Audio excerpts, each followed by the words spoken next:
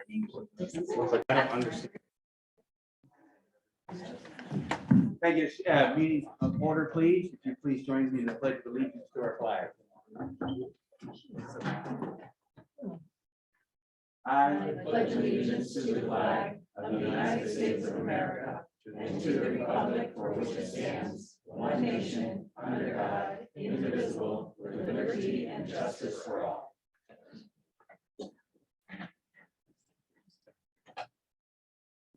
thank you all. Any agenda adjustments? I have none this evening. And none here either. Consideration of the minutes. We know we don't do a special meeting. We'll do that next week. My apologies. There's nothing all the way down till we get to 6.1. Public comment. Oh, public comments. Yeah, we didn't do minutes, but we do public comment. We do that after the minutes. We don't have any minutes. Never mind. Okay. Public comments. At this time, I'll open it up to anybody that wants to make any public comments, either here in person or online. If you're online, if you please raise your hand so the superintendent can see it, and then we can call on you. If you're called on, please start off by giving us your name and the town that you're a resident of. And then please keep your comments respectful. But it is the time to make comments about our three communities. So at this time, we'll open it up. Public comments. Anybody wish to make one?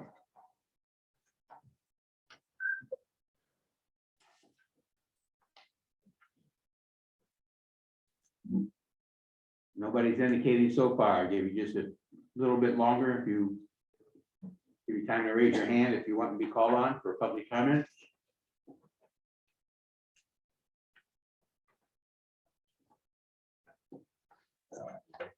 And nobody online and nobody in here approaching the mic. So then we'll move on. She's Yeah, she's online. She's online. Yep. So we have a new member from Litchfield to replace Dory. All right, Jill. We can't see her, but we want to welcome Jill. Oh, there she Who's is. with the board. Hi, Jill, welcome. Hello, thank you. Sorry I couldn't be there this evening. That's all right. Are you probably getting scheduled for an indoctrination? Yeah, I was gonna talk to you about that after Tuesday. Yeah, I know it's a short period of time, but I don't know if you're running for the open position or not, or who all or how many. But Superintendent, I would like to meet with you and just kind of go over the board and the things that, how it kind of works. And Superintendent will set that up. So again, welcome. We look forward to your input in our discussions. Thank you. All right. That being said, now 6.1, discussion of the fiscal year 23 school budget. Tonight, we're looking at the co-curricular, extracurricular, other things, library services, All that stuff. and all this miscellaneous. So I think it's probably best served that we start with co-curricular, so it's other instruction. It's, pretty straightforward. This is where we pay all our stipends for co and extracurricular. That includes athletics, it includes drama, all of those things that our kiddos do after school. There are things in here, there's supplies in here, there's travel in here, things like officials are paid out of here. So as you all know, we just signed a new collective bargaining agreement with the Administrators Association as part of that. We split, so Jim Palmer for a long time has been the athletic director / adult ed director. I think we all recognize how big those roles are. And so you'll see one rather large increase in here. And it's a new position, but it's actually a split position. We're going to a full-time position for that. It's unmerciful really to try to do both of those jobs. Jim's done it well for a long time, but with all the demands now, it just wasn't possible. And that was done through the collective bargaining process. So if you want to start right off the bat, let me just remind you of the codes. So 030 is the middle school, 300 is the high school, 120 is Carrie Ricker, 130 is Sabatis Primary, and 120 is Libby Tozier. There really isn't a lot of change here. You know, we got a couple of things that have gone up, a couple of things that have gone down.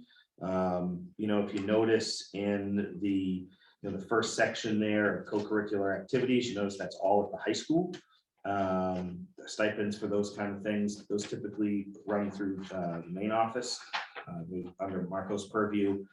But not really much change there, other than just a little increase in, you know, stipend costs. That's contractual agreements.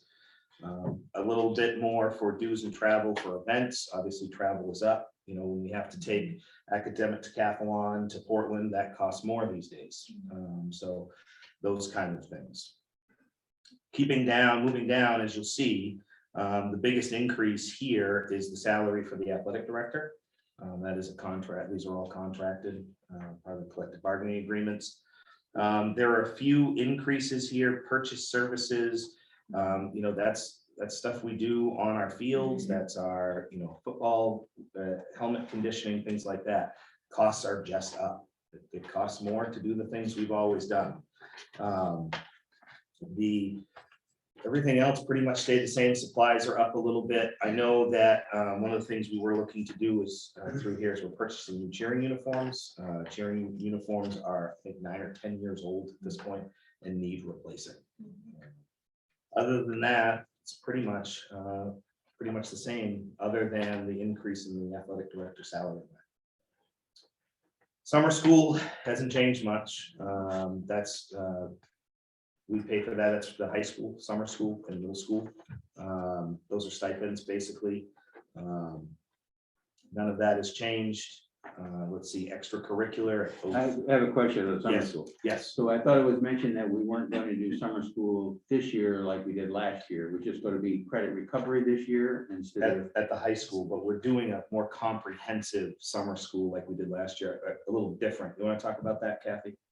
Camp Well, we're Rise. not really doing comprehensive. We're doing mostly academic based, and it's gonna be invitation only. So in March, we invited our staff to, you know, say that they wanted to do what session. So we have a session in June, a session in July, a session in August. They're each 2 weeks.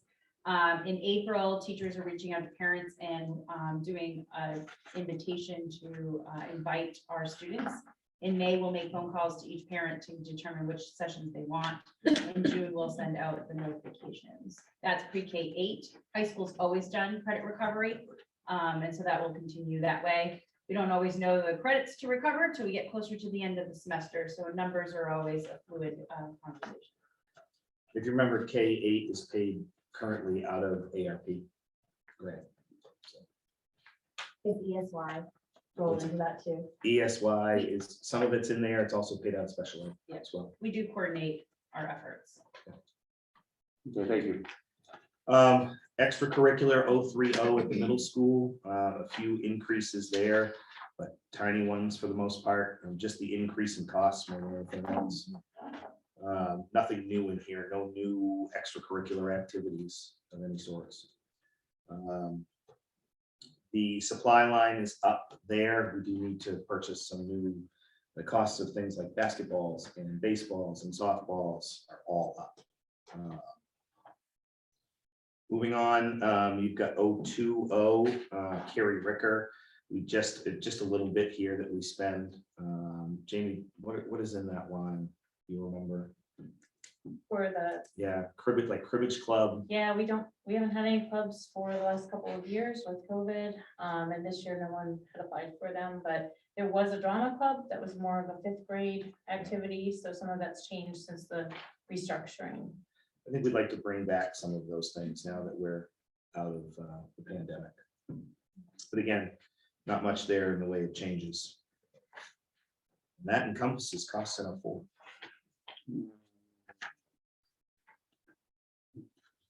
Okay, so instruction, all right, so we were under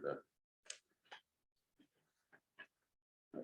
Together. Okay, any Yeah. questions? Well, Yeah. the athletic director, Andy, that's Yeah. gonna cover the high school and the middle And the school. middle school. Yep, yeah, it'll be a 7, it'll be a, well, 5 through 12. 12, Yeah, yeah. yeah, high school and middle school. Yep, and it'll be a full-time position. Mhm. We have actually started to advertise for that, get an advertisement out.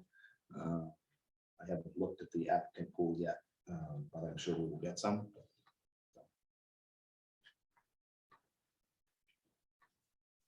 Questions, comments, suggestions? All right, hearing none, then we'll move on to the next grouping. All right, so this is cost center 5. This cost center includes your library services, your guidance and social work services. It has, let's see, nursing services or health services, instructional technology. So all of our technology lines for the most part reside here, as well as improvement of instruction. So that's the office of the director of curriculum. So there will be a couple of changes there, but so starting on page 1, I mean, a good portion of this is all salary and benefits. There are no new positions here. They're all the same. It's just an increase. Increase due to contracted salary and benefits. If you'll look, you know, one of the things to notice is we have 2 librarians. Librarians are hard to come by, so we actually staff the middle school with a certified teacher who does a bunch of different things. We pay it out of this line because it is the library media center, but that's been very beneficial, I would say, wouldn't you, Ben? Huge. Yeah, yeah. And then the other 3 buildings are covered by educational technicians. The currently Jane Seeley, the librarian at the high school, is also the district librarian, so she receives a stipend to oversee all the libraries. Let's see, those are all salary and benefit lines. If you go to line 45, well, actually 40, that's where things that aren't salary and benefit line starts. There's not a lot of changes there. Andy, can I ask you a question? Yeah. Before we move there? Sure. I remember that the current librarian at SBS in Libby Tozer is retiring. Is retiring. Yeah. So is the plan to hire 2 individuals? That's split. That's a split cost. Okay, So if you take the 2 costs for those 2 buildings, the salary lines there, that's the total salary for that one person. okay. We So split it it will between, still just be one position? it'll still just be Okay. one position. That's helpful, Yep. thank you. Is Dave Mulcahy currently the At the middle school. at the middle school, and he's retiring Yes. first? Yeah. Yes, he's the media studies person right now. If you come down, so starting with line 40, you won't see many changes here. Supply lines are staying about the same. This is all library services. I will say our librarians do a fabulous job. They really do. They purchase good things. They keep our libraries pretty well stocked. You'll see 130 line at SPS. We need to bump up our collection a little bit there. It's lacking a little bit. I mean, the reality is this, you know, as we think long term, we bump up collections now. When we consolidate and have a new building, we have those. Yeah. It's not something we will go away. Once we close those buildings, they'll move. Jane's been very conscious about making sure that she doesn't have duplicates in other buildings. So Right. we come together and be a good collection. We also did an audit last year, and I shared that with the, of like what our collection was, where our numbers were. So that's library services. Any questions there? All right, scrolling down, guidance services. So through here, you're going to see salaries for school counselors. So guidance counselor is an old term. We don't use that anymore. That's what this line says for the school counselor. And then the rest of it is our social work service or LCPCs, depending on what their certification is. They all fall here. These lines look a little funky, but because of the reorganization, we moved some folks around for need.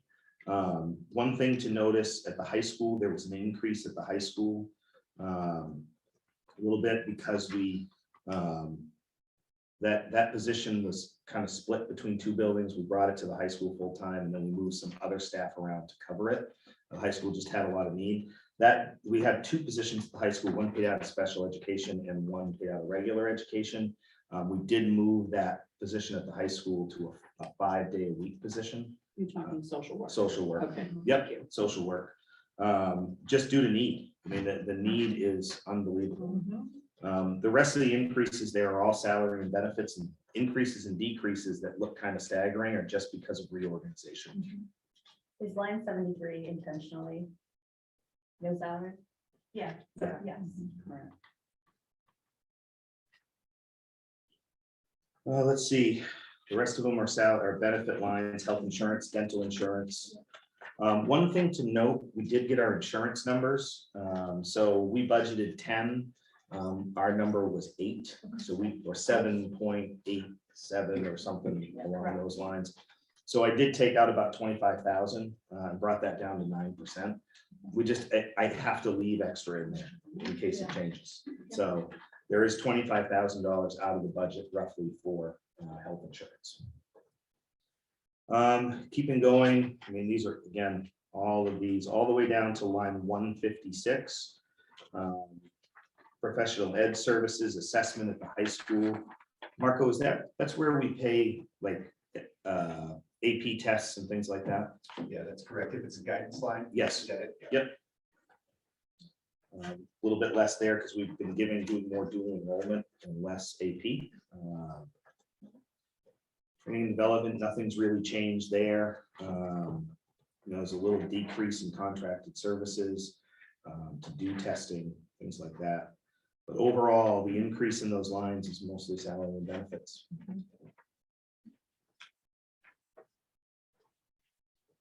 Now, those lines take you all the way down. So then it starts with health services. So if you remember correctly, we currently have 5 nurses in the district. One of those nursing positions is paid out of federal grant funds. So the COVID relief funds, we need 5 nurses. We need a nurse in every building. We just do.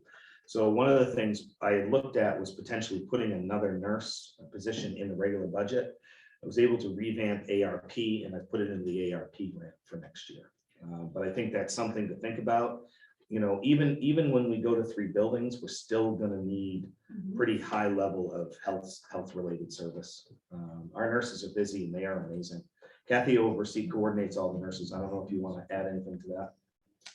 I just think that the daily needs and the high needs of some of our students between diabetics, tube feeds, we definitely are doing a lot of shuffling. Like today, we had a nurse that doesn't normally is a 4-day nurse, actually worked today because we were short staffed. So we definitely need coverage in all our buildings. One of the things to note, you'll see the salary line is up about 11.5% there. So one of the things, previous collective bargaining agreement, prior to the current one we're under, the nurses were all paid at half. So basically, if they had 14 years of nursing experience, this was written right into the CBA, they were put at step 7 on the salary scale. That was fixed in the last negotiation. So now it's a 1-to-1.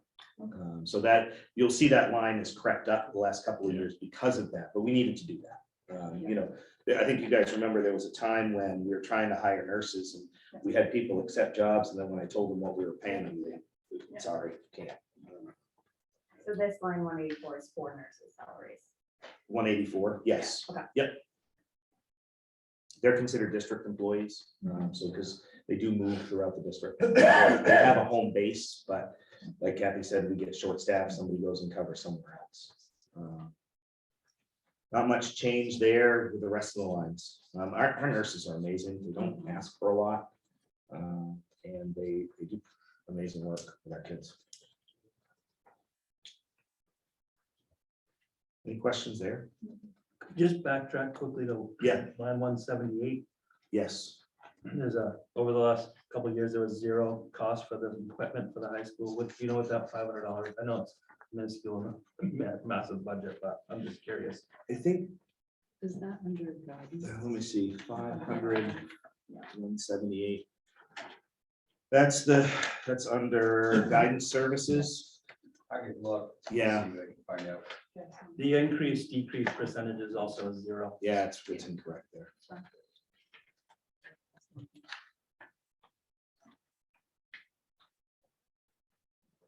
Are you talking, is it employee training, $500? No, No, equipment. equipment. Equipment? Is that the fidget? Sorry. No, no, that's not that line. Marco, it's the it's 1,000, 2120, 57,300 -300 line. Guidance services. I'm guessing it's probably like, Oh, I was. what thinking does line the one. Oh, I know what usual that is. cost, paper? That's the microfiche. Oh, Sorry. yeah. That's so, that was we had to increase the cost. We've been paying that out of, when we scan the transcripts and things like that. Mhm. There was an increase in cost there. Well, so it's equipment, so that's not like an increase in cost, that's. Well, we didn't have it. Right. Right, so we didn't have the equipment that we needed to do it. Right. That answer your question, Stan? Yes, without going into too much detail, yeah. So this is a microfiche printer or a microfiche reader? Reader, yeah, and to increase, we're bringing that in-house, I believe. Yeah. Yeah, So in having that, you basically can see the transcripts from everybody who's ever graduated from the school, correct? Yeah, I got one of my service record, 1976 they gave me my all the way whole through. service record on microfiche and a little cardboard thing with a Yeah. magnifying glass so I can look at it. Yeah, gotcha. Okay. But that didn't cost you anything. No. But it's very slow to go. Yes. Right. good there. Okay. Instructional related technology. So you've got your technicians. So Norma Jean, do you want to talk about your staff lines there? Sure, so I don't have the right sorted one, so if I get off, just let me know. But so the technicians have split sites. So right now we have one at the high school, we have one at Libby Tozier that also shares with the high school. We have one at the middle school, but we also have one at SPS that shares with the high school. And so they split.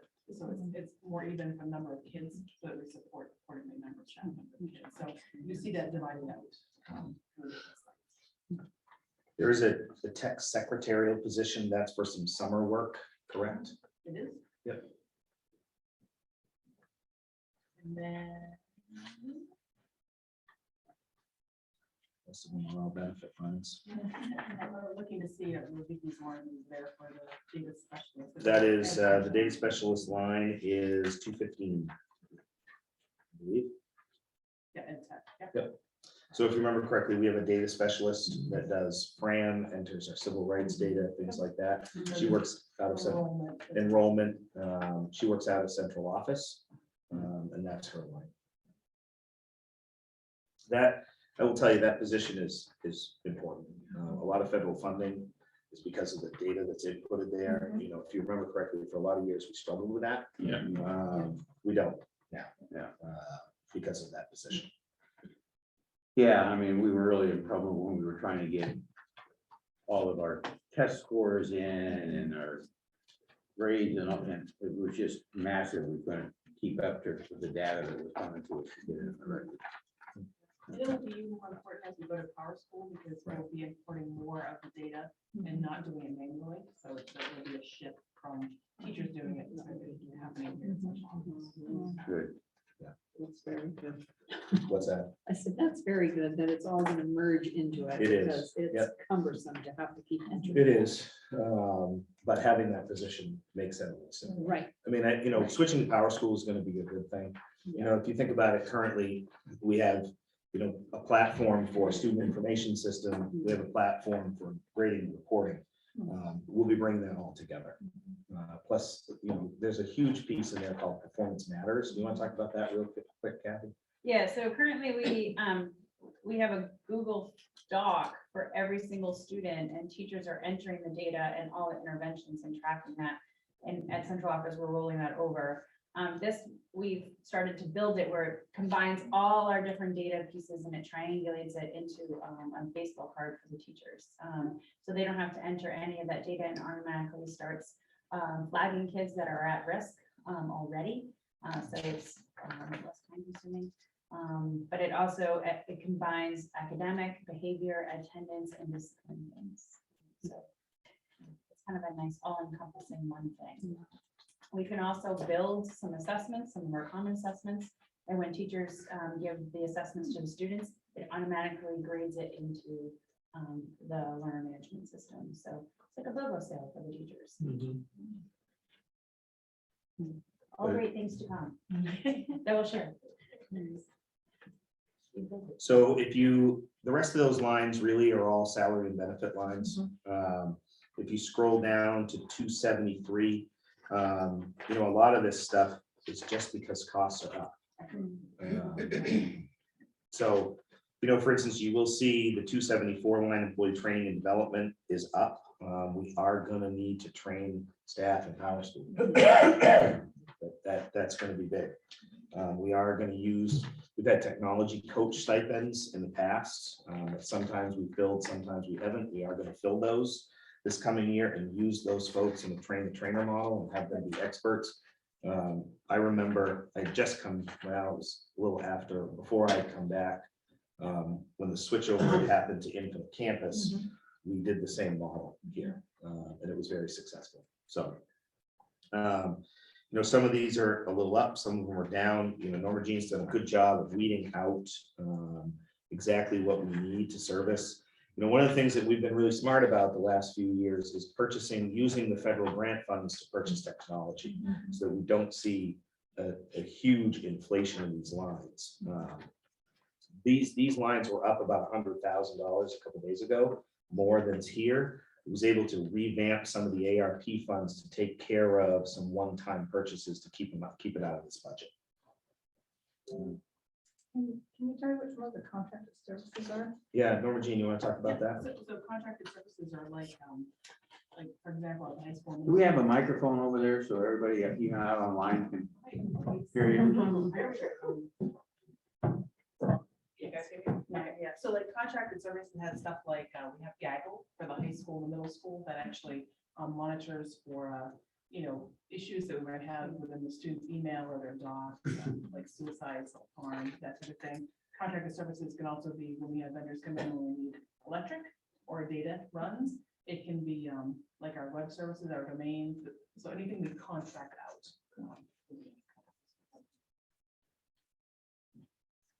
And each site is a little bit different. So the district has different stuff, schools have different. Thank you. So if you want to keep going, 282 repair and maintenance line, our stuff is in pretty good shape right now. We are very healthy technology wise.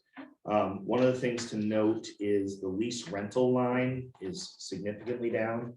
That's because we've leveraged a lot of those federal funds to upgrade across the district. So what did we say today, Norma Jean? It'll be another year or two before we need to see that go up. Yep, so we just refreshed the high school this past year, and we're just refreshing Care Wicker, we just purchased, so we won't see a refreshed recycle for another 3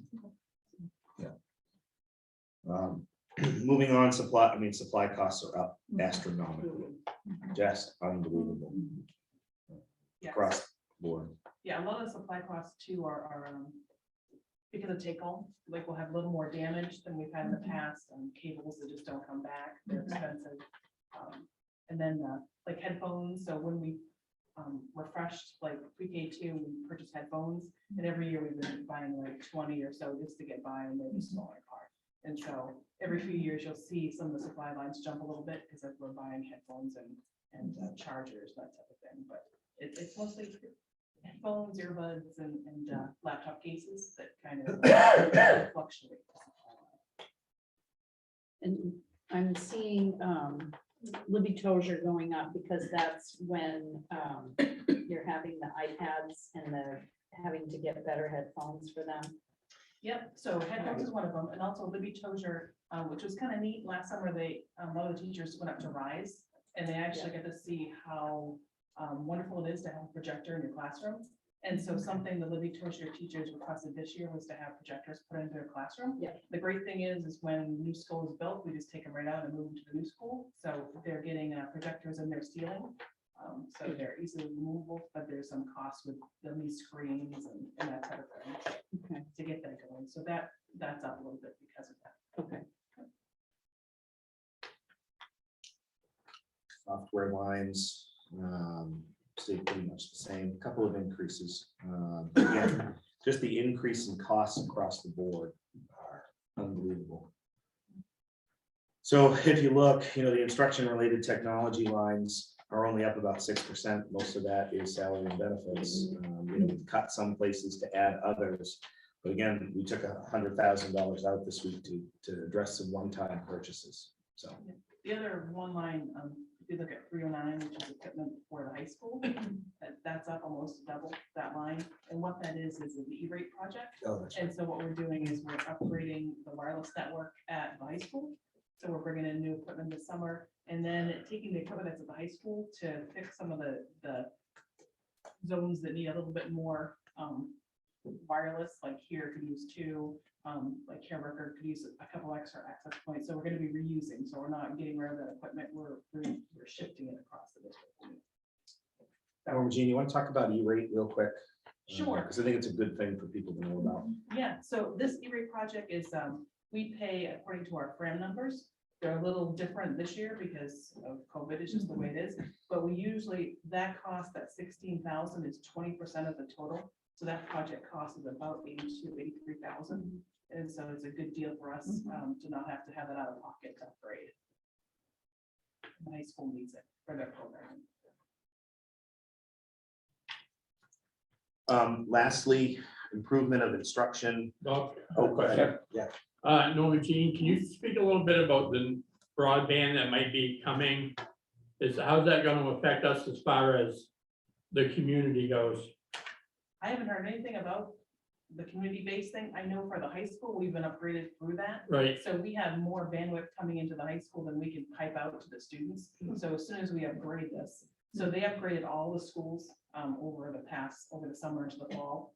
So as soon as the high school has got the biggest bandwidth, but we can't use it.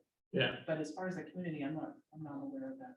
I know Litchfield has been working on a. Yeah, Litchfield's been working on it, but I think the state has got a program tied to the federal government that in the next budget cycle, they're gonna spend money for broadband. Yeah, and I think that'll benefit the communities. Yeah. No question. I mean, we still have a ton of areas around here that don't have access. And, my hope is, if you think about it, the number one game in town, the Spectrum. Yeah. Or their provider, they are super pricey. A lot of people can't afford it. So I know that Red Zone is expanding into Litchfield. They sure are. Yeah. I think they're gonna be starting in May. And just off the top of my head, I think it's like $50 a month right now to get in at the beginning, Yeah. and it doesn't go up. Right, it is a capped rate. Yeah. Sounds like. Yeah, Starlink's getting Yeah. that. I read about that the other day too. Yeah, so, yeah, I had met with David before he left local regarding that. It sounded like a fantastic program. Yeah, We addressed the 581% increase on 301, but we dive in a little deeper on 294 and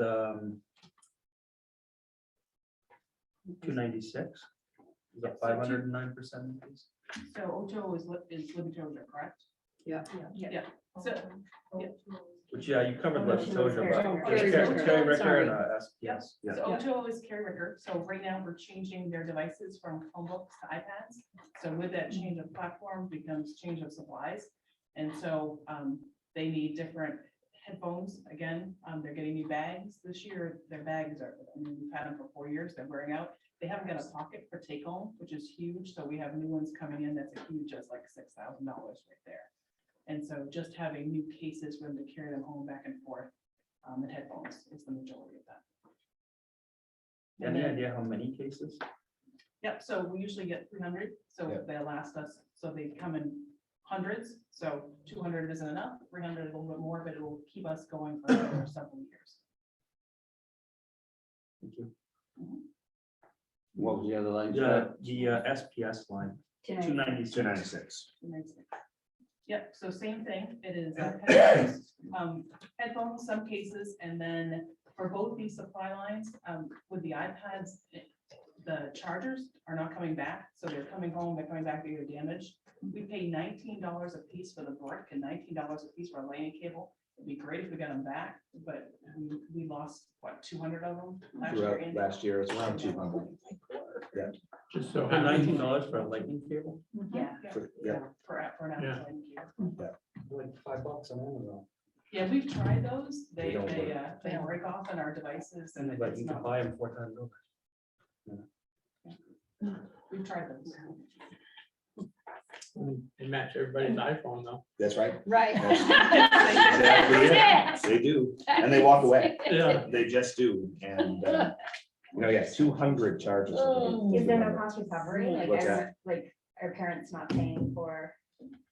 We do build them. It Yeah. doesn't always come back, but we do get some interesting chargers back that are ours, but we return them and we do charge them. But a We lot get of the $4 cables back. pretty colors, we get pretty Good colors. colors, Yeah. Yeah, that was interesting as some were getting dropped off last year. I don't think we have any reds. but-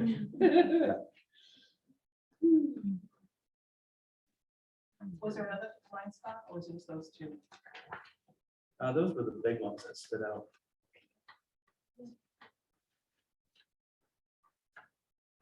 Anything else there? We're going to improvement of instruction.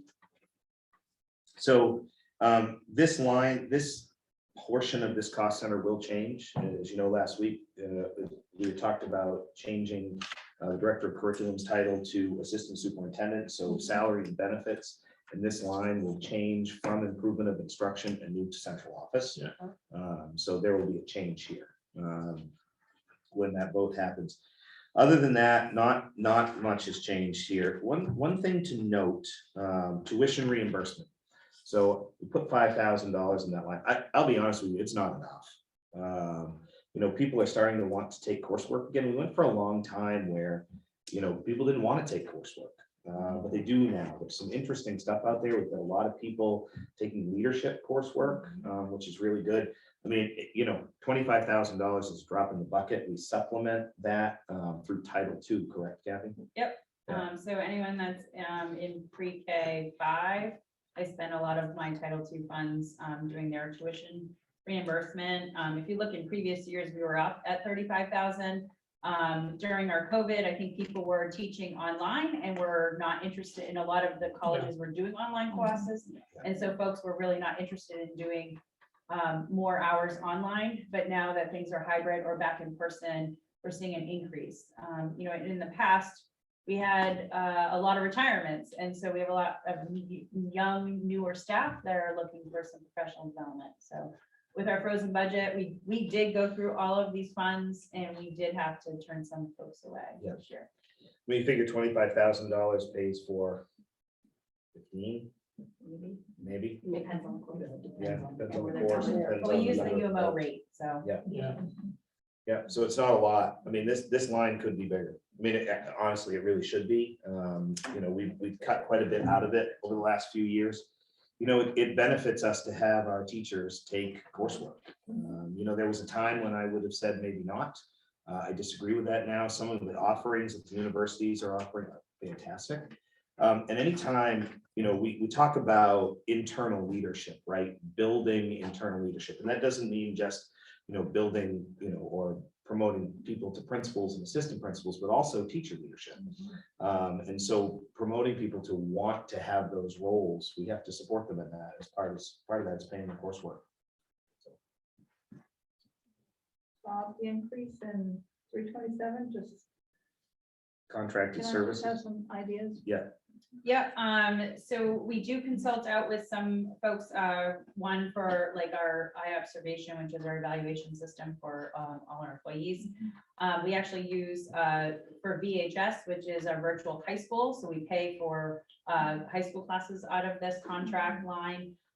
We are part of memberships of WMEC, which has a lot of professional development and pieces for our staff, as well as some other memberships and things that we contract to not just have membership, but to provide other services for our staff or our students.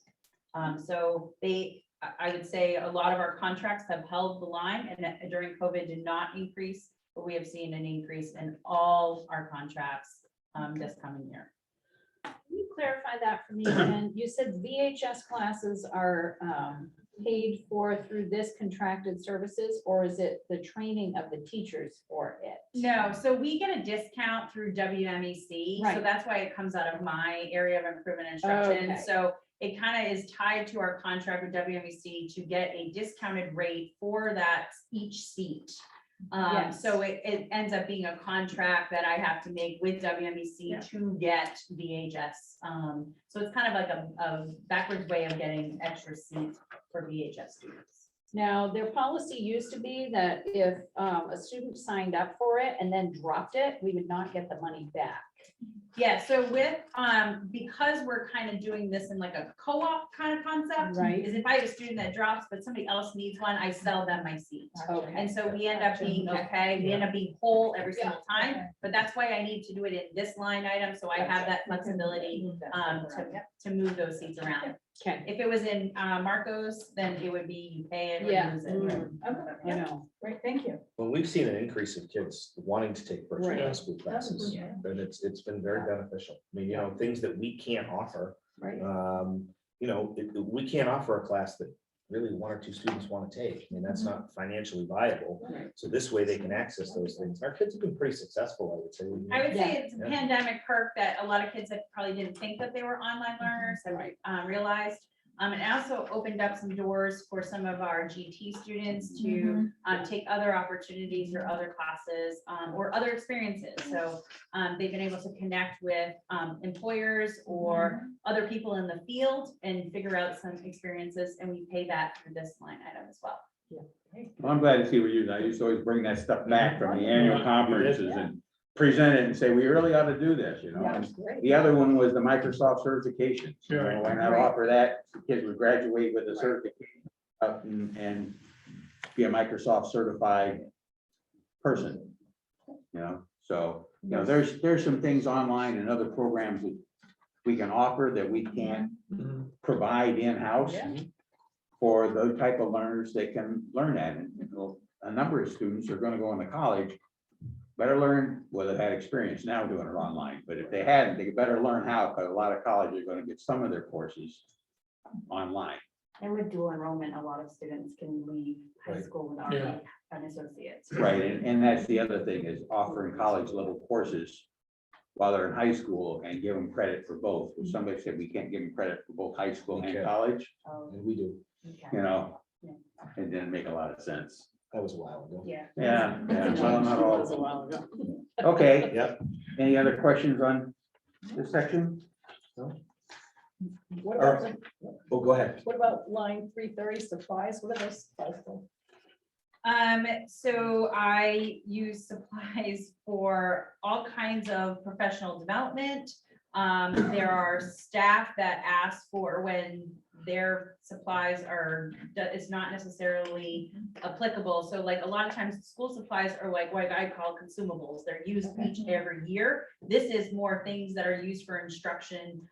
For example, like we started a really great reading program. We got every student, the program is designed for 2 students to share one manipulative kit, but we know we have some students who need their own manipulative kit. So we use this line item to provide some of those things, those types of supplies. So things that are used year after year to do the instruction in the curriculum, science materials or things like that, that are not necessarily at the level of like high school, but it might fit a kit or things like that. Okay. Right, any other questions, comments? I guess I'm still like focused on the tuition reimbursement. Mhm. It's low. I would like to see it higher. I don't know where I would pull from to make that, but I just want to say that out loud. I mean, the reality is if we, and I'll be quite candid, if we want to pump that line up, it's going to be an increase to the budget, Yeah. which, again, there's a lot of value there. Right? And you guys have heard me 5 or 6 years ago say maybe there wasn't. I would disagree with that now. There just is quite a bit of value there for our educators. And not just our educators too, our educational technician, our support staff. They like, all of a sudden we're seeing an increase in people that want to take coursework. So it should be a benefit to bump it up, but it is an increase. Right, so if I remember discussions that we've had in years past, and Robbie and Vicky, I think both have been around during the times that we did that, we were sometimes concerned that some of the courses that were being requested didn't appear that it was going to provide any Right. additional skills for the staff member to use in our school system. You know, and of course, the joke was always basket weaving, right? But they weren't asking for basket weaving classes, but things that weren't going to come back and they'd be able to apply in a classroom. And that was a concern. And I would hope that, from my perspective, that leadership applies across the board, some leadership type courses, but, you know, to have somebody who teaches nothing but science, you know, take a social studies class, might not reap any benefits to the school district, might help them get their masters, all right?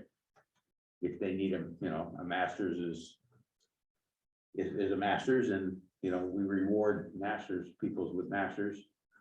But it's that kind of thing. Is it something that we pay for if it's not going to directly benefit the school system to pay for it? But that's my opinion, my thoughts, you know, so that we help the staff develop. And I talk about not only just the teachers, but the staff, administrators that develop in areas where the students and the communities are going to see a benefit.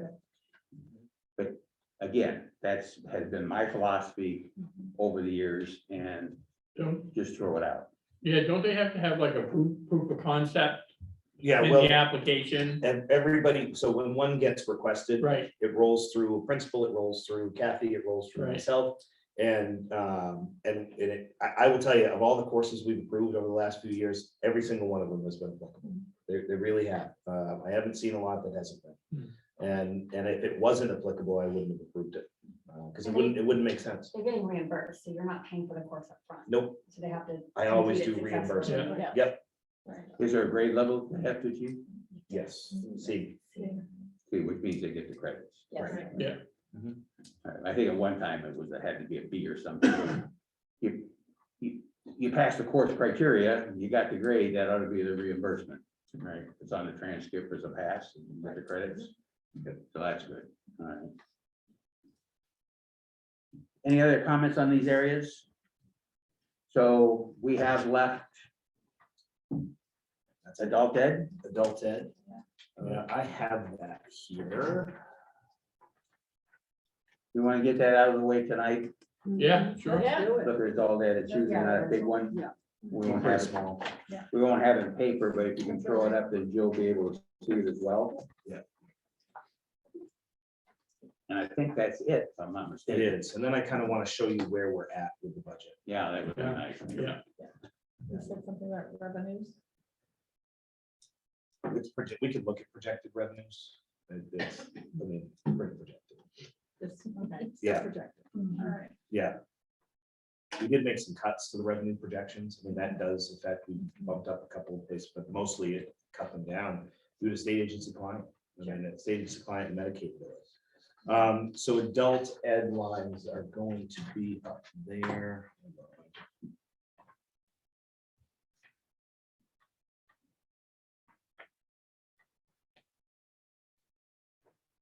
Jim is online tonight. He had a athletic director thing to do this evening, but he is here. Okay, Zoom.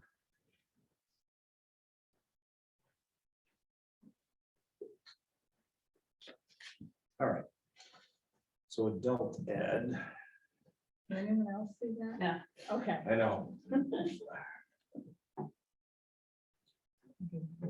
Hold it a little further for me. yeah, unfortunately, it's just not, I can't see that. like fancy font. it's weird the way How many this, pages is it? I think it's usually just one. just a few. Can you Yeah. Can you just print it for us? Yeah, Jess, can you Yeah, print? I can go down and do that. Yeah. Yeah, give me just a moment. Yeah, we gotta make sure that Jill can see it, but that's a requirement by law. Yeah, it's small. Let me just take you where we're at currently while we wait for those. Okay. So.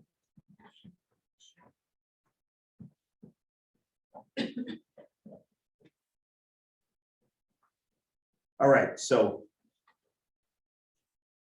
Here we are. You don't see that? Yeah, that's better, right? Yeah, much better. Huh?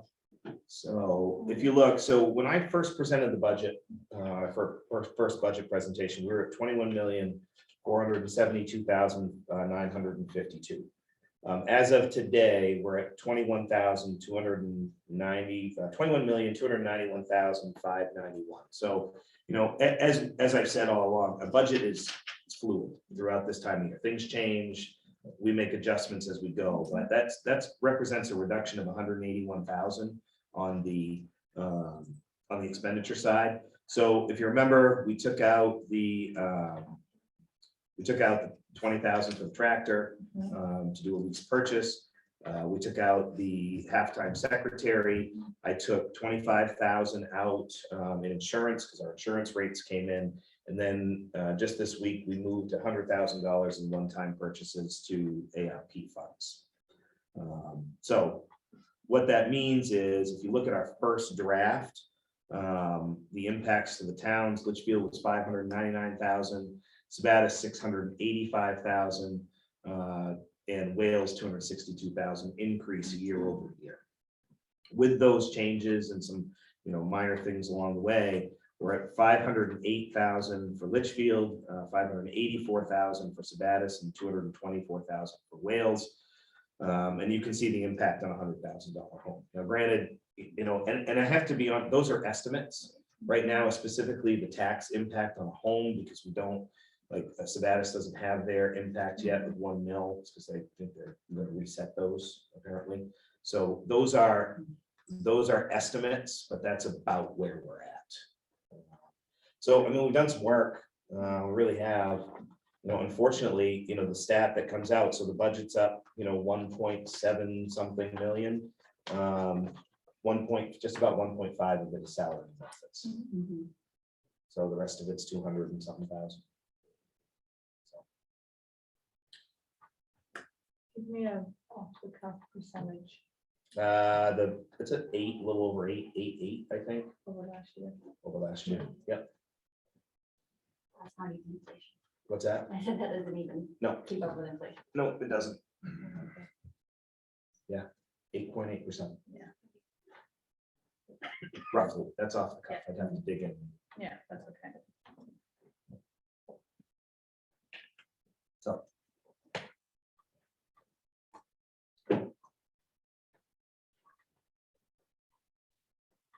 And that's the budget that we have to go and raise outside of the 279, What's that? outside of state funding. Well, no, No. that's the total thing. That's the total budget. That's the total, The so. total. Thank you. That includes, all that impact includes the required local share and the local addition. All right, so I that, just love budget. that's just required local share and additional. It's not, our total budget number includes the amount that we're gonna get from the state. All of it, yes, Right, right. right. So you've got, well, that's on the revenue side, right? So you've got, and they match, revenue side matches the expenditure side. So that includes, your state funding as well, which is, Right, but when you're looking at that impact there, that's what's coming out of the local taxpayer. that's the increase to the local taxpayer, Yes. including state funding. Including the money we're actually getting from the state or what we're required to raise. Both. All of it. So. And that gives us a different number, right? If the state, right, we got a $20 million budget, the state gives us 10 million. All right, we have to raise 10 million, Right. either from required local share or additional, Right, right? So any increase that we have in the expense line, the first 10 million gets offset by the state. By by the the state, and as I said, balance, that's the increase to the local taxpayer. Right. All right, so it wouldn't be the full amount, so No, not the that- full 21 million. That's. You're showing an total increase in That's what the our expense total- side is gonna be, Right, Right, that's the total increase of the expenditure. expense side, Right. but And because of that, in conjunction with all your revenue sources, that's the impact to the taxpayer. so when you throw it up with the sheet that we always show, that shows all the revenue, required additional share, how much we get from the state, we get down to a number that is not 100% of our expenses. It has to be. Well, but not required locally, Well, right? I mean, So it doesn't come out locally, because some of it's funded by the state, 60%. right, I don't have what the local share is with the required local share, local additional right here. Okay, This is the expenditure budget. So when I give you those numbers of the increases to the towns, that is what the increase to the town is on that expenditure budget, which includes all funding sources. okay. So next week, we're scheduled to approve the budget. We gotta make sure that we have that information, that worksheet that we can look at and track through. Oh, I can give that to you. Absolutely. That's always been a key. It's always, was oftentimes kind of almost a starting point. And sometimes to go and look, because, you know, you might get some funding here, some funding there that get in there, you know, it just changes the numbers. But on what the, But those increase numbers that includes all that. Right. I just want to see it run through that, Sure. that calculation. I mean, I'll be able to show you the state share, the required local share, the local additional, and then all the other miscellaneous revenue, Medicaid revenue, and Right, so that's that worksheet that we always get every year, lists all that stuff up the top, starts about the total and the Yep. how much the state's gonna give us and how much we have to just locally Right. raise down, because that changes, right? It's not the same percentage up there as it is down for additional. Well, it changes every year. Right, Right. right, based upon the state's. Right. funding, right. All right, that's the key that I think is important for us to see ahead of next Wednesday's meeting. We can send that All out. right, so that we have that, and we can look at that and see how those numbers run through. Just because that's the way we're used to seeing it presented. And for those that have either attended budget meetings in the past or been on the board in the past or both, that's kind of the norm that we see it presented to us.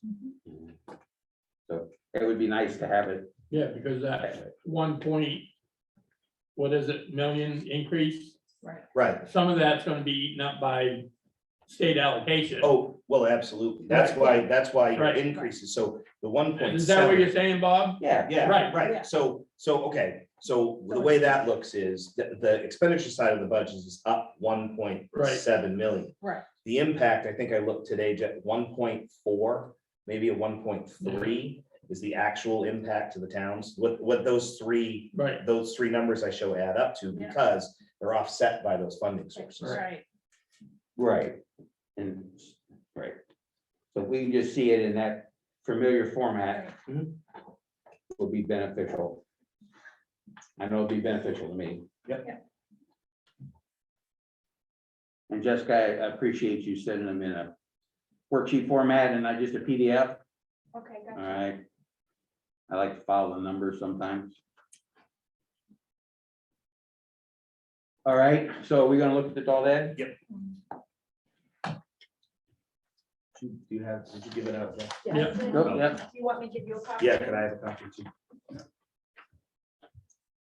So you're gonna throw that up for Jill to see, right? Yeah, I'm gonna try to do this a little differently.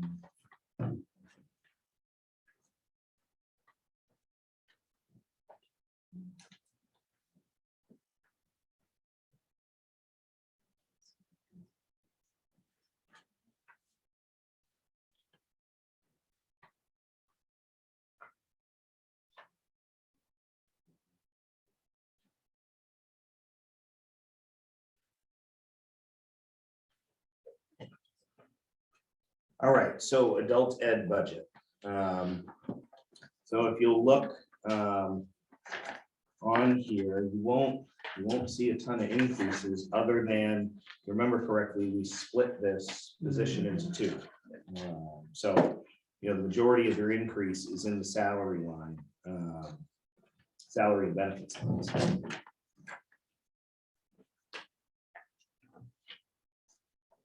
And Jim didn't really make any changes to anything else.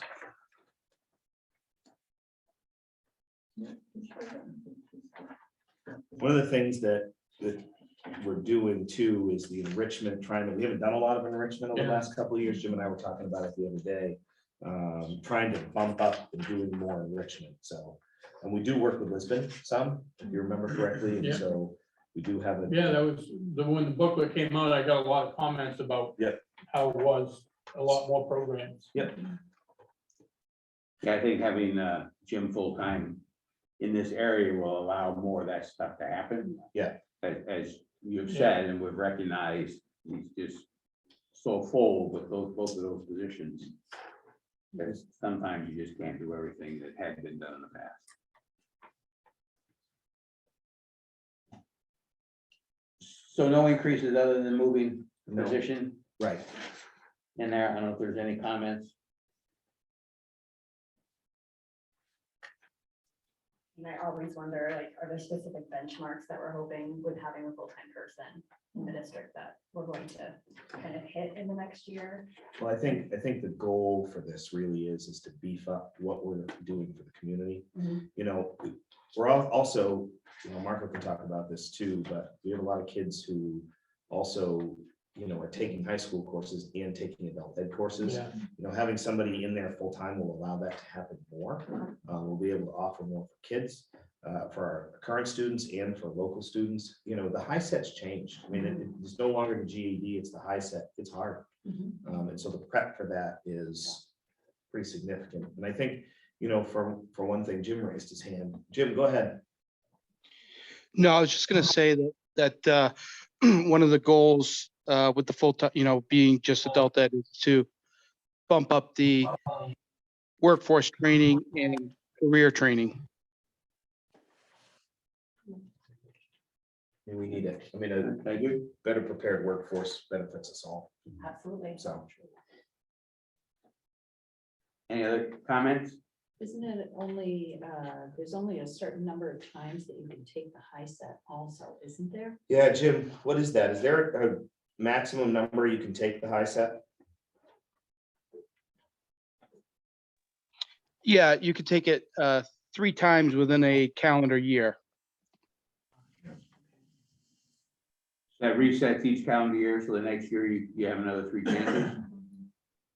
Yeah, you have to go through another kind of a complete process. So it's almost starting from scratch. But yeah, you have 3 opportunities within that calendar year. To be honest with you, I think that's only happened once because we pre-test and we really don't give them the official test until we know that they passed the pre-test. All right, thank you. Other questions? Robbie? Andy, do we have any? What do we have left on the middle school as far as bond goes? Are we like 3 or 4 years? That was a 20-year, correct? Yeah, I think we've got more than that. Yeah, I'll have to check it that might be out. 6. Yeah, we'll check that out. Yeah, okay. Yeah, I mean, there's a little decrease on the debt service line because the Yeah. interest has gone down. I'll check to see how much longer is left on that bond. When was that project finished? 2009? It was 2007. 7. I think. Yeah, so, I mean, at minimum, we've got 5. 5, yeah. So, Back to this line item, I think this is an opportunity to really engage the community around what the school system offers. Mhm. I think as we're thinking about making presentations to taxpayers, this is something that we really want to highlight. Because a lot of times I hear, well, I don't have kids in the school system. Okay, well, you can use this. And Yeah, if anything, we're gonna see them fight more about the adult ed increase. Yeah. We've sat in there We've many heard it times before. and had that happen. Well, and isn't and that remember, it's not a reimbursed, one-to-one. There's a though? portion of that that's Yeah. reimbursed. Right, Yeah. and that's what has to get explained every Gotta time for explain that. people. Right, because it's Yeah. not, so, you know, adult ed costs are issue for 100 or expenditure wise, 152,000, but it doesn't cost that. And so that's why we put that up Yeah. that way when we do the budget presentation, because there is a reimbursement from the state. Mhm. I don't remember, did we get that number recently? Feel like, no, not yet. It was 49,000, 50,000 last year, if I remember correct. I don't remember off the top of my head, but I'll have that number for you. Andy, what do they pay teachers to do adult ed? Jim, what are we paying right now? Probably not enough. We're probably we're on the lower end. We pay them hourly. So it's difficult to keep teachers at the pay that we give them. We've been slowly trying to bump it up, but we're still lower than some of the schools around us. We're around $15 to $16 an hour. that's crazy. Is it possible to bump that up or no? You can always help it. But I mean, that's the thing, and I don't disagree with you. I think that's way too low. Yeah, nobody's gonna want to do it. They're gonna go to some other town to do a class, to teach a class. Yeah. But that, I mean, to do that, we've got to put more budget, Hmm. money in this budget. So again, never opposed to it, because to have people, you've got to pay people. But at the same token, that has an impact. I think just splitting the director and athletic director back to how it should have been a while ago is probably going to be sticker shock enough Oh, for this yes. next year, It quite is. frankly. It is, we've been lucky for a long time. Yeah. I mean, it's not often you find an adult ed director that can also function as your athletic director. Correct, And correct. that's the reality. That is not common. Yeah. We've been lucky with Jim. Yeah. But there is a level of burnout that comes with it.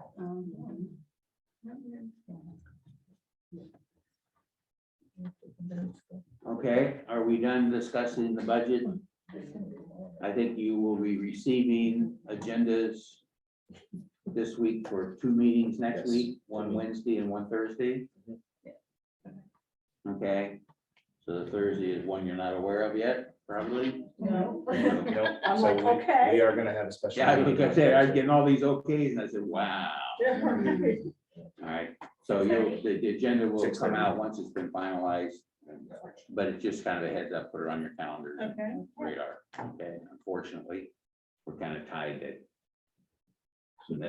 necessity, Here, yeah. okay? So if we're done with the budget discussion, Okay, I have to say it out loud before we get rid of the budget discussion. The more and more I think about it, as we talked about staff lines last week, I really think that the district should look at behavioral interventionists for some of the schools. I know that it means an increase, but just hearing from our teachers and just watching the landscape of what's going on, I don't know. And actually Nancy and I have had that conversation too. I mean, I will tell you all this, the behavior that we're seeing in our buildings is rough. It is really, really rough. And a lot of it has to do with the trauma that kids are facing outside. And it is tough. It's tough on our staff. It's really tough on our administrators. And it's tough on other kids. The whole piece is really difficult. We've been lucky, we brought in a board certified behavior analyst, but that's one person. so what you would do, Christie, is recommend Okay. that it be put in the budget. Review the number would be in the budget that we would consider next week, and if you get enough kind of support here, to go and add that, at least see what it does to the budget, all right? Then they can put it in, they can cost it all out and put in the numbers and see what impact that has. Then the board will have to decide, as we're going to have to anyway, next week, when we see all the numbers and everything, whether we can support that be in the budget that we propose to the communities or not. If not, then we provide direction on where we think it needs to go. And then we work towards getting it to that place, all right? So if you would like to propose that, I would like to propose it if the administrators are on board with that. I don't want to just speak as a mom and a parent and an educator that kind of is watching this. I would love to hear their feedback if that's something maybe we need, or if there's a higher priority or something else. I don't know. But I do see the need. I don't disagree. Anybody want to take that on? I think it's been on our wish list for 2 or 3 years, Yeah. and it always comes down to the cost in the end, and it's something you add. It's a huge need right now. A lot of times we have behaviors like in a gen ed setting, and it's hard to support there, where you can get different supports if a student is in a special ed setting. That's a tough area, and the behaviors are huge. Even students in special ed settings, we don't have enough, especially design programming for kids with those behaviors where, we talked a few years now about having some space where we can have a higher level functioning behavior program where we don't have to send the kids out to possibly save us money, but we know it costs money to start that up. But there are enough kids, speaking the primary level and even the middle school level, where they're not special ed kids, but they're having a rough year and having rough behaviors this year, and we're exhausting our capacity to behavior plan that away. And the families are trying to support us, but they don't always have the tools. And it's a complicated conversation. It's a fine balancing act. I think we're doing a fairly decent job, but I will tell you, in the 10 years I've been here, this is probably the most suspensions I've had in a year. And it's not because we're not trying. It's not because we're not giving time. It's not because we're not giving space. We have a lot of very well-trained staff that deal with behaviors frequently, but the behaviors are showing to us are really, kind of outside the normal, even for us. So. When I would say, yesterday I was at Sabatis Primary with Amy and Kathy chasing children around the building. I mean, it is in there screaming in classrooms and Non-special ed kids. right. I mean, we're talking gen ed here. It's tough. It's exhausting. I mean, and it's not just exhausting for our administrators. I mean, our teachers are taking it on the chin. It is a need. It just is. So can you explain to me what are you proposing? I would propose we look at having one dedicated behavioral interventionist in each of our schools. Okay, so one. I know. So what's that gonna run us, $500,000? I don't even want to, I don't even want to give you a number off the top of my head. I'd have to dig into that. So one of the things to think about too, process wise here, right? So we have a meeting tonight. We have a regular meeting next week. We are going to have a meeting on the 20th. We could wait to set the budget, set all that to the end of the month. We have till the end of the month to do that, but we're getting really close to that time frame. So, I mean, we're looking at the district budget meeting will be on May 18th. That gets us within the time frame of the referendum, so we do have some time. But the one thing we want to do is make sure that we give ourselves enough time to put information out about the budget as well. Yeah. So, Yeah. So we can ask that those positions be put in. We look at the numbers next week. The board can decide whether or not we're satisfied, or we, are going to make a change. And then we can either approve it, whatever that happens to be next week, or we can wait, like Andy said, till the 20th. yeah, So the 20th, and look at whatever direction was provided to make the changes to, and then approve a budget presented on the 20th. So it's no harm to put them in now to go and see what the results are and how the board feels about the new numbers. And is there any place an offset can be found for them? Vicki? All right, looking at this, can you go with a small number right now? We're going to be getting rid of Sabatis Elementary and Tozier. And can we have, I know you hate to have one person go to two different schools, but yeah, let us talk about that and see what that might look like. Again, the behaviors are rough, as you know. I know. Yeah. So Yeah. let us kind of kick that around in over the course of the next week, and then we can come back with something. All right, so, so what the board's asking for is that we add those positions. Yep. Whether or not the administration believes that it takes 5 or it takes 4 or it takes 3. Will allow you to justify that when you come back with the new numbers. Vicki? When you come back, can you give us an idea of what they will do in Sure. the schools? Yep, absolutely. Yep.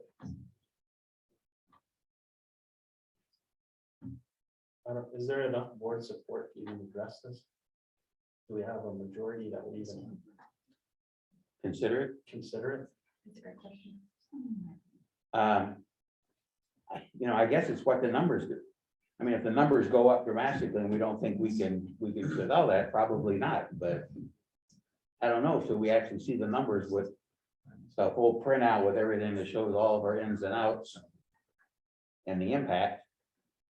It's kind of, it's kind of like a budget that's under consideration, and we can take dollars out of it. We can take out specific positions before we approve what we want to take to the community.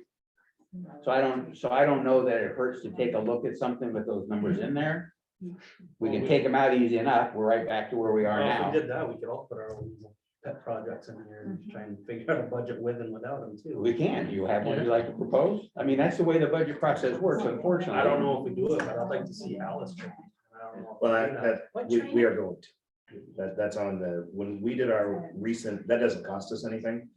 State police do that for free. So one of the things when we did our lockdown trainings, Alice training, so we worked with the I Love You Guys Foundation, we've used that for quite some time. We want to switch over. The state police are really recommending. We've done a good job using the I Love You Guys model for quite some time. We've got it implemented. You know, when we did our lockdown drills, the state police were impressed with the infrastructure of how we do it, but their big thing was to look towards Alice training. So that's in the works. It's good training. Okay. Ready to move on off the budget? Okay. Oh, Jill wants to raise her hand. Oh, Yeah. Jill, I do sorry. not want. Sorry, I can't seem to find the raise hand feature, so It's under reactions. Yeah.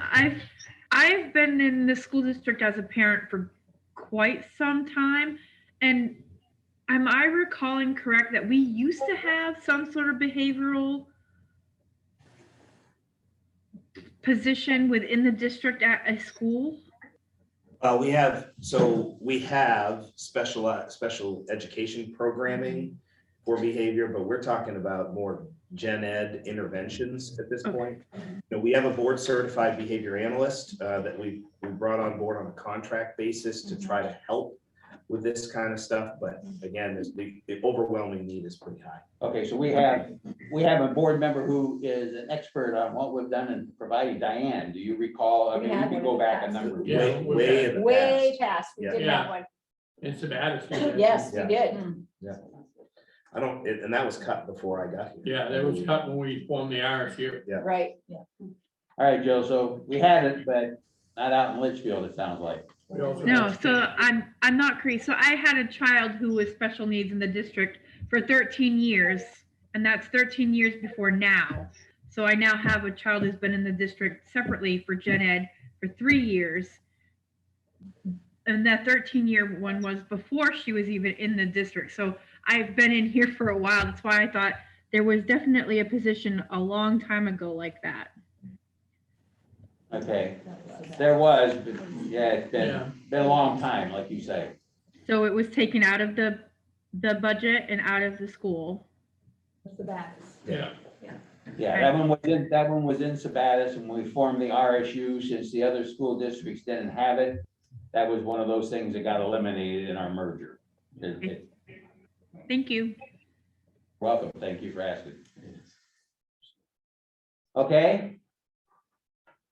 All right. The next item on our agenda is 7.1, a discussion of the superintendent search process. So this is going to be a discussion about the process that we're going to use. It has nothing to do with any particular individuals. This is not a naming convention time. This is just about the process. What are we going to use? Are we going to do an internal search and then go out? Are we going to do just one search? Main school management is going to be here on the 20th to talk about the process that they use. And it's kind of used by main school management in looking for superintendents. All right. So this is where you are. And Christy, you got the committee that's going to kind of oversee this, and you sent something out I did. for us to look at of a possible process. So basically what I did was look at MSA's process to be able to kind of figure out our process. So this is just a draft that I wanted to share in hopes that we could, as a board, land on what we want to do. So it's not just a small group making a decision. I think it's important that this is a huge undertaking and that we're all on the same page and agree to the process. So basically all I did was make a little flow chart where it kind of shows the steps and what we would expect in those steps, and then some arbitrary dates, like if we could dream.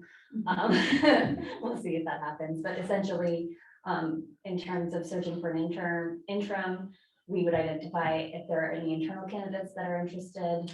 If there are internal candidates, we would expect a CV, a statement and a vision of their district leadership, and do some sort of interview.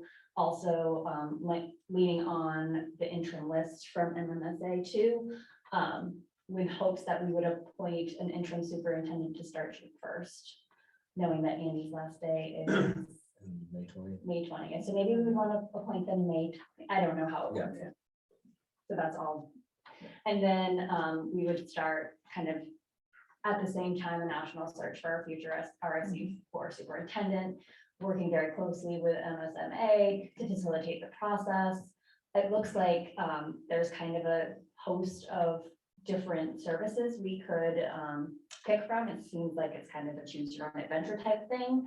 But one of the pieces that I think is really, really super important is the listening session piece with stakeholders, which would include our school administration, our staff, our community members, parents, and other key stakeholders, because we have only had 2 superintendents in the history of this RSU. So I think it's very, very important for us to get community buy-in and to listen to what people have to say, to identify our qualities and our priority areas, community voice, and engagement in the process. So it's not just an isolated, this is what the school board, school district's doing. It's really a community piece. I think it's important as we're thinking about a large building process, we really need to get community buy-in. And I think if anything, these last 12 months, whatever, I can't even remember when the pandemic started at this point, but we have had a lot of engagement. And I want to build upon that. So that's my recommendation. We will work with MMSA. They will help us identify those finalists. We determine the finalists, and then again, there's an application, CV, interviews, statement of leadership, public presentations of our finalists for our community. And then we hire.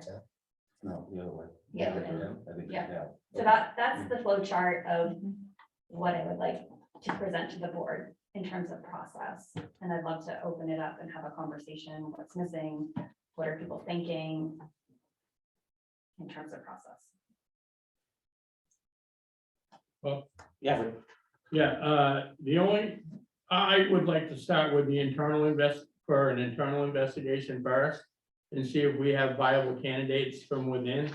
Just for the simple fact is that I think we have people on board that can do the job. So consequently, I think we're gonna spend a lot of time coming back to the same reality. Because as a board, we want somebody that we can work with and follows our plan, not their plan. And every time we have hired superintendents from outside, we get their plan. And I think somebody you have a connection with, and they've been with us long enough to know where the board wants to go, I think that is definitely a plus. Right. There had been some discussion about doing an quick internal search first to see if we had a Right. viable candidate. If we did, then we could discuss whether or not we Right. wanted to stop there, but in the meantime, get everything else started flowing. If we didn't feel that we had a viable candidate internally, or that while they might be viable, we might still want to go and get a larger pool. So that was one process that had been kind of discussed.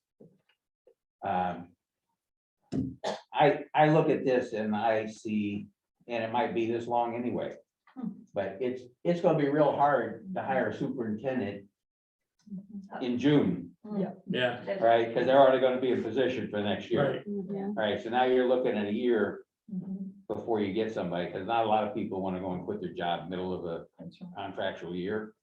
They go to a superintendent position. It's usually you start July 1st or at the beginning of the school year. So that, plus you're talking about the construction project. If we want to do a referendum in August, which is what the board was talking about, you're not gonna have a new superintendent in place and up to speed to go and promote it. That's gonna be our job, to go out and promote it. Finding an interim, I think, is important. You know. Andy and I talked today basically about the need for our meeting next Thursday. But it was also mentioned that we, on the 20th, MSA is gonna come, but their list of interns is outdated, people who have left the state and passed away, and so they need to clean that up, so. Yeah, so I did have a conversation with Steve Bailey today about the interim list. So he is just back from California. So he is going to tidy that up and get back with me tomorrow. You know, when it comes to the interim list, there are people that will only work in certain portions of the state. You've got the people on the list that are snowbirds. So it really comes down to it. You know, his two things to me were, you need to understand a full search is going to take 14 to 16 weeks. That's a reality. He said you also really need the board to appoint a committee to make some decisions on the fly, because that's really important as well. So, but he was going to get back to me tomorrow with a cleaned up because he sent me the interim list, and I said to him on the phone today, I said, well, you know, some of these guys are not around anymore, you know, or these people are not working anymore, that kind of thing. And so, you know, consequently, he said he was going to look at that and pare it down to people who work in this area, who would be viable people to maybe take on something for the next 6 months, potentially. And I guess I just feel the need to reiterate, Bob, we had said last week that, quite frankly, the pool to choose from at this point for interim and for anybody who wants to apply is rather shallow and small. And I guess my concern with all of this is, I think we need to do due diligence, doing the internal versus the external, have everything set externally as needed. But, you know, you're always looking at the other side of the coin saying, okay, so if we choose one direction and then we don't get what we want, what sort of situation are we going to be in? And that's the risk that we take, but knowing that things are not stacked very favorably in any direction, I think we really have to take that into great consideration with this process as well. Right, understood. We can certainly do that. All right. The first step would be, and I think, Andy, you were gonna post something, you talked Well, about. so you need to, I mean, regardless of what you do, process-wise, you have to advertise for it. You don't have a choice. So, you know, Steve is gonna send a kind of a mocked-up advertisement for an interim superintendent. And this is where he was talking about giving your committee some authority to say, yep, that looks like a good ad, to get it out there. So the ad doesn't have to come back to the full board for approval, right? You don't have to schedule another meeting to approve something. Do we have a committee set yet? We have a personnel committee that she was gonna, chaired by the personnel committee chair. She was going to formulate a committee. Yes, and the only other person so far that has expressed interest is Jen, so if there's other board members that wanna be on it, I would love that. If this goes out, I would be on it. Okay. Internally, if it was just internal, Right, I would have reclused myself. yes, All right. understood. But on a wider search, I would be willing to serve on that. That being said, weren't you also going to put out something internally if anybody was interested in the position to go and? Well, I would need direction for that. I thought we gave that to you a couple of weeks ago. You were going to put it out. That was my understanding. Okay. So, but again, you're gonna need the ad, right? An process, yeah. internal ad to Yes. do that. So And you hope to have that tomorrow. I should have it tomorrow. So you right now only have 2 people on that committee. All right, I will I was the one that knew. Fantastic. Okay. All right. And if you would like to set a time for the committee to have its initial meeting, that would be probably sooner the better, even before we've gone much further down the path. Could we meet at 5:30 next week? Which 5:30 day? before the board Wednesday? meeting. Before the board meeting Wednesday or Thursday, because we'll be here. So is there a committee meeting scheduled for then? There's a CAI. CAI. CAI is it on the 13th? Do we want to do that Thursday? Do you want to do Thursday instead? Is the space available? You can. So on Thursday, Thursday, No? it will be, it just, we'll have a special meeting at 6:30. Right. Yes. So can we meet at Right. You can 5:30? meet at 5:30. We want to meet at Yep. 5:30 before Yep. that. Will that work? okay, So comments about the process, do we need to make adjustments? yeah, it would be nice. I mean, if the committee's gonna get together and start developing a process, if there's input, suggestions, Robbie, you spoke. I would just like to see a small committee with, teachers, and you start getting bigger, you start getting more, more input, stuff like that. And like I said last week, the superintendent is the only person that the board hires. That's our employee. So I don't mind getting feedback from staff or community members, but when it comes right down to it, it's gonna be our choice. Jill would like to join you. Okay, awesome. Thanks, Yeah. Jill. Yeah, so, and oftentimes unfortunately, what happens when we go out, we've seen, all experiences, when we've had community meetings about important things, Yeah, we get 7, 8 people yeah, show up from the community. Mhm. So when you ask for community input, Yeah. you get a very small, narrow section of the community that's going to provide the input. And you have to be careful that you're not letting a very small number dictate who the board's going to try and hire to work with. All right.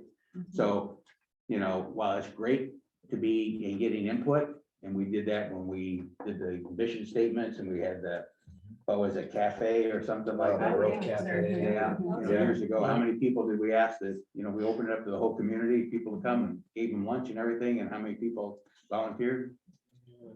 It's 2025. Yeah, 20-25 out of the 3 towns. Am I right, Norm Jean? And that might have included some of the staff that had to attend, right? Because I think there's 1 staff member at every table and maybe 1 administrator.